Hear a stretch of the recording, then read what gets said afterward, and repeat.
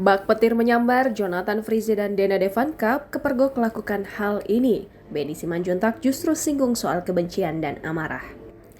Pertikaian dalam rumah tangga Jonathan Frizzy dan Dena Devanka masih terus berlanjut. Baik Jonathan Frizzy maupun Dena Devanka masih enggan mencabut gugatan KDRT yang sama-sama mereka layangkan ke Polda Metro Jaya.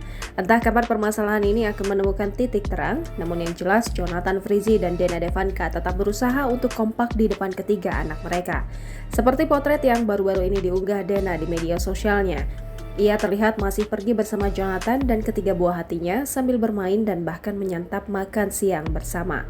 Di sisi lain, Benny Simanjuntak, paman Jonathan Frizzy justru menyinggung soal amarah dan kebencian di Instagramnya.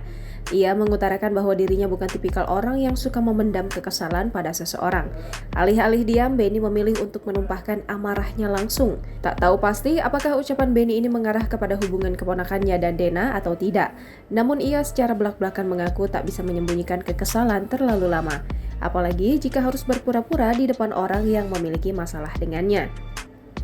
Benny juga mengingatkan warganet untuk tak membiasakan diri menyembunyikan amarah dan kekesalan, apalagi bersumpah buruk untuk orang lain.